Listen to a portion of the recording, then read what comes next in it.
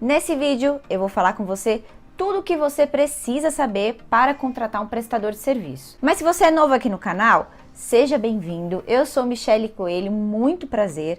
Já chega aqui se inscrevendo, ativa as notificações para você não ter problema na área trabalhista. Inclusive, já deixa aqui o seu curtir para esse conteúdo chegar a outros empresários que também pretendem contratar um prestador de serviço. Mas antes de começar a falar sobre um passo a passo que você precisa seguir para contratar um prestador de serviço, um profissional autônomo, eu quero contar para você como que acontece atualmente uma contratação dentro de uma empresa.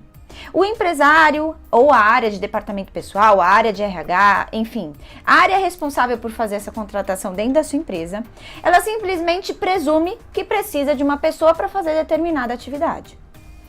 Quando ela escolhe pelo prestador de serviço, não é pelo resultado que aquela atividade em si pode trazer, mas sim porque sem fazer qualquer tipo de conta, ela acredita que o prestador de serviço é mais barato, que contratar um MEI é mais barato.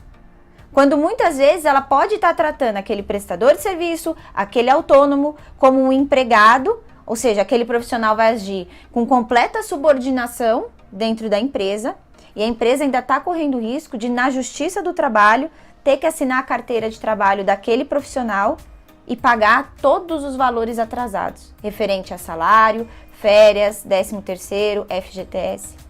O que, cá entre nós, seria um desastre, né?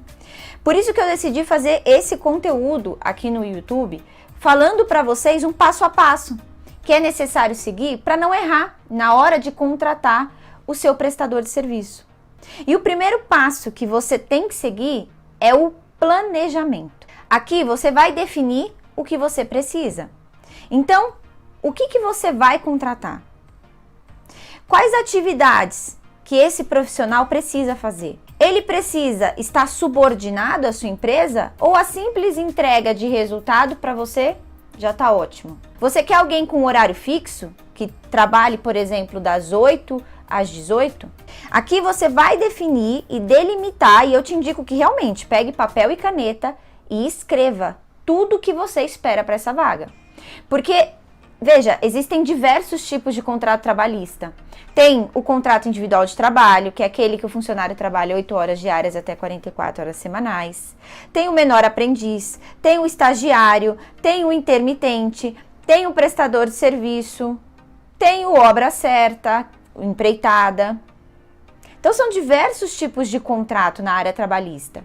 E para você saber se o que você precisa, o que atende o resultado esperado dentro da sua empresa é o prestador de serviço, você tem que pegar um papel e caneta e listar o que você precisa para você ter resultado dentro daquela contratação. Depois que você fez todo o seu planejamento, você vai fazer contas e ver qual o valor que você tem disponível para fazer aquela contratação. Por exemplo, se você falar assim, Michele, eu estou pensando em contratar um prestador de serviço. Quais são os valores que envolvem contratar um prestador de serviço? Se ele for emitir nota, você vai pagar o imposto da nota ou o prestador de serviço vai pagar? Se ele for fazer RPA, que é o recibo de prestador autônomo, quem que vai pagar os encargos desse recibo?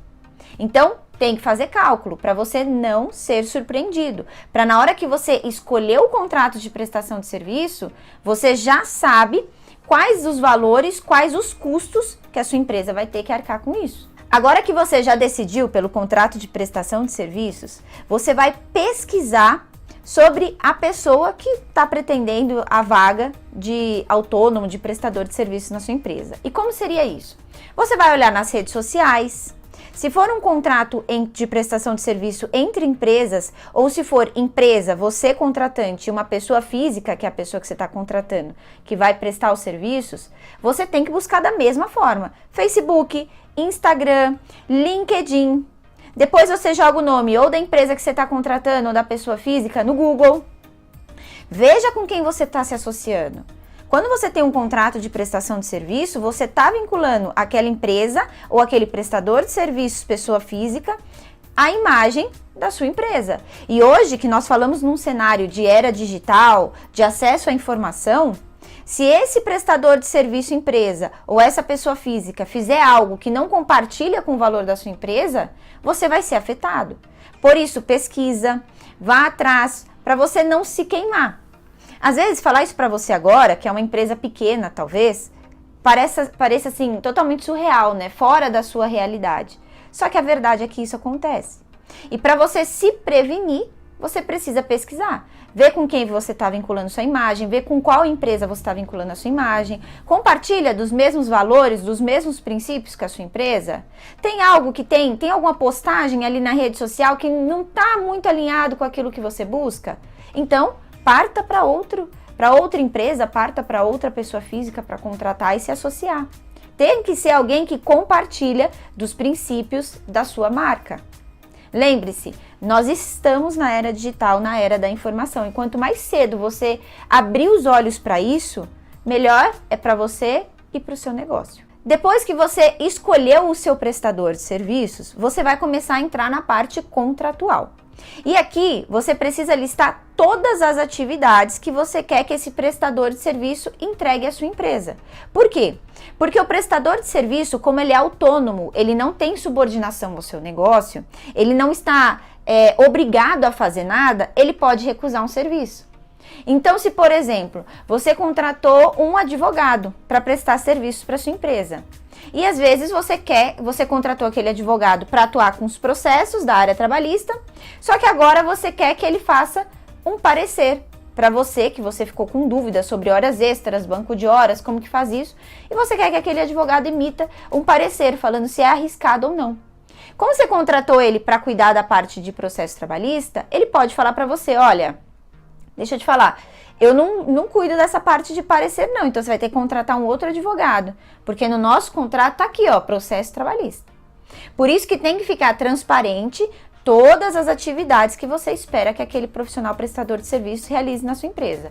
E outra coisa, se essa empresa que vai prestar serviço para você, ou essa pessoa física que vai prestar serviço para você, eles têm uma equipe que trabalha para eles, já coloca também no contrato que você não tem nenhuma responsabilidade, nem tributária e nem trabalhista sobre essa equipe ou sobre o negócio dele.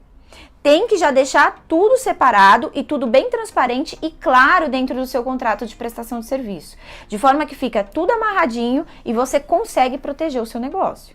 Depois, também no próprio contrato, o que eu te indico é que você coloque uma cláusula de segredo ou uma cláusula de confidencialidade. O que é isso? É você falando que todas as informações que aquele prestador de serviço tiver acesso da sua empresa, ele deve guardar como segredo, pela a prestação de serviço, pelo lado profissional, pelo lado ético. Então, é possível fazer essa cláusula de segredo e confidencialidade e realmente é o que eu indico que você faça. Agora, vamos falar sobre algo muito importante. Qual é o maior risco que você, como empresário, corre atualmente ao contratar um prestador de serviço? É não saber lidar com a subordinação. E agora eu quero falar com você de forma mais clara, porque você vai ter que tomar cuidado. O que é visto como uma obrigatoriedade de assinar a carteira de trabalho de um empregado, de um funcionário que você tenha na empresa? É o caso dele ter pessoalidade, ou seja, só ele pode prestar serviços, trabalhar na sua empresa. É o caso dele ter onerosidade, ou seja, ele recebe salário. É o caso dele ter habitualidade, ou seja, ele tem dias da semana fixos que ele trabalha, horário de entrada e saída na sua empresa, e é o caso dele ter subordinação, ou seja, ele tem um chefe, ele está subordinado a ordens da sua empresa. E esses 4 requisitos, eles não podem existir na sua prestação de serviço, quando você contrata um profissional autônomo. Então, assim, a pessoalidade pode, porque você pode contratar um prestador de serviço com exclusividade, que ele vai prestar serviço só para sua empresa. Só que ele não pode ter habitualidade, dias da semana certo, e nem também tem horário de entrada e saída.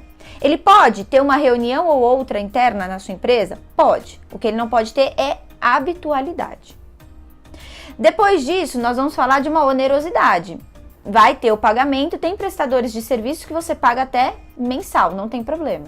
Agora, o maior problema de todos, a subordinação. Então, você não pode chamar atenção, você não pode dar advertência e suspensão, você não pode falar que chegou atrasado no serviço, que não começou a fazer o serviço na hora certa. Você tem que cobrar resultado das atividades que você contratou, e se ele não cumprir o resultado das atividades que você contratou, ele vai ter uma multa contratual. Não tem nada a ver com o empregado carteira assinada. Então, tome cuidado a forma que você impõe as suas vontades sobre aquele funcionário prestador de serviço, principalmente se é pessoa física. Porque pode ser entendido, num risco de você cair na Justiça do Trabalho, que ele era subordinado a você. Então, hoje, o mais arriscado é você saber lidar com aquele tipo de contratação do que a forma que você faz a contratação em si. Porque se você escolheu para aquela atividade ser um prestador de serviços, você tem que saber lidar com aquela pessoa ou com aquela empresa como um prestador de serviços. Se você escolheu contratar com carteira de trabalho assinada aquele empregado, você tem que saber lidar com ele como um carteira de trabalho assinado. Você tem que saber o que você pode cobrar dele e o que você não pode. E até onde você pode ir nessa contratação. Se você escolher um estagiário, você tem que saber lidar com aquele contrato. E aqui, quando nós falamos de um contrato de prestação de serviço e um prestador de serviço autônomo, ele tem que ter autonomia em tudo que ele vai fazer. Ele não pode estar subordinado com a sua empresa. Pode ser cobrado o resultado que você estipulou no contrato de prestação de serviço, mas ele não pode estar subordinado, tá bom? Então, tomem muito cuidado, porque essa parte de subordinação, ela é, assim, importantíssima. Agora eu quero falar um outro ponto também interessante. Vale a pena você contratar um funcionário, carteira assinada, que tem habitualidade, ele tem os dias da semana que ele trabalha para você e o horário, que tem pessoalidade, só ele pode prestar o serviço, que tem onerosidade, você paga salário, tá claro que você paga salário, e que tem subordinação à sua empresa, como um prestador de serviço MEI, porque você acha que é mais barato, porque não vai ter que pagar os impostos da folha de pagamento, ou porque não vai pagar um FGTS. Será que vale a pena fazer essa fraude? Eu entendo que não. Eu entendo que não vale a pena fazer essa fraude. Por quê? Porque depois, quando você tem esse tipo de profissional que você está fraudando, que você está contratando ele como prestação de serviço, quando na verdade ele tem que possuir a carteira assinada com a sua empresa, você fica refém a ele. Porque na hora que você fizer o contrato de prestação de serviço, no começo é oba-oba. Ele vai amar, ele vai falar, vamos fazer, até porque eu vou ganhar mais também, eu não vou ter desconto na minha folha de pagamento, vamos fazer. Só que ali no dia a dia, quando você ficar infeliz com o serviço que ele está prestando, ele pode começar a te ameaçar, falar que vai na Justiça do Trabalho se você demitir ele, falar que vai te denunciar para o Ministério do Trabalho. E aí, nessas ameaças, você ficou refém. Aí você vai ficar com um profissional ruim, por medo de dispensar e não ter dinheiro para pagar uma condenação na Justiça do Trabalho. Então, para mim, a fraude não vale a pena. O que eu entendo que você tem que fazer a contratação da forma exata, do jeito que a sua empresa precisa, contrato escrito e bem amarrado, saber lidar com aquele tipo de contrato que você escolheu, para você cumprir com as obrigações trabalhistas daquele contrato e poder cobrar tanto aquele prestador de serviço, ou se for o caso um funcionário, um estagiário, da forma adequada. Então, assim, haja de forma transparente, é com um prestador de serviço, é com um funcionário, faça um contrato bem amarradinho, siga esse passo a passo que eu falei no vídeo. Se você ficou com alguma dúvida, me mande aqui nos comentários e eu te vejo então no próximo vídeo.